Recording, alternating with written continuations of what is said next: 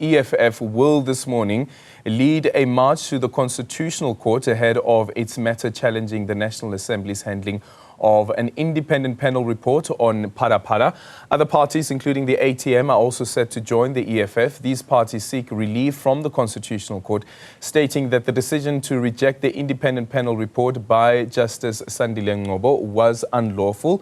Ngcobo found that there was a prima facie evidence that Cyril Ramaphosa, the president of the country, had a case to answer to in relation to millions of US dollars found at his farm, hidden inside sofas and later stolen. Newzroom Afrika's Juniour Khumalo is joining us now from Mary Fitzgerald Square, and that is where the march is expected to start. We were told that they were supposed to gather from around 8 o'clock. Juniour, what can you tell us this morning? Indeed, Aldrin, the idea was to have most of these EFF members gathering here at the Mary Fitzgerald Square from around 8 o'clock. And we've seen some of them starting to gather here. I did see earlier on the Provincial Secretary Mushekoma, as well as other members who started making their way here.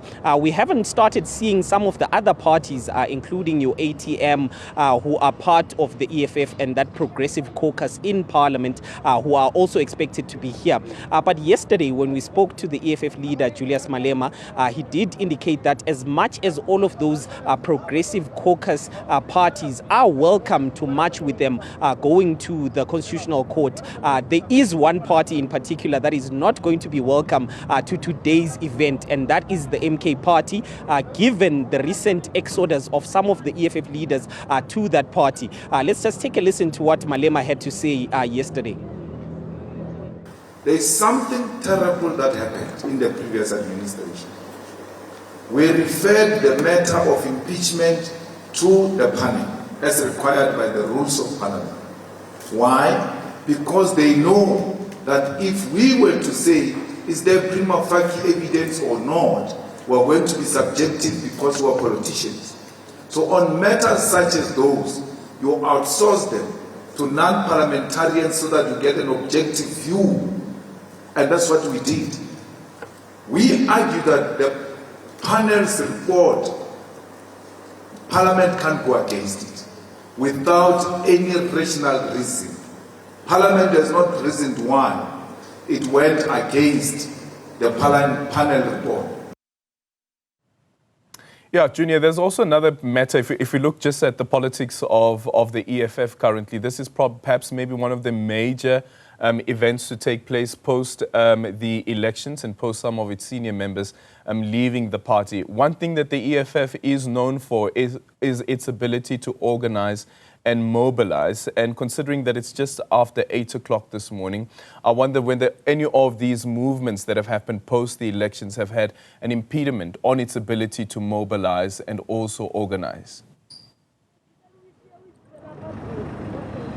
Indeed, Aldrin, we do see that there are not a lot of those EFF members that have come here, and they're usually good at keeping time and making sure that their members are here before the EFF leader, Julius Malema, arrives. So that could possibly be one of the reasons why we haven't seen a large number of those individuals coming here.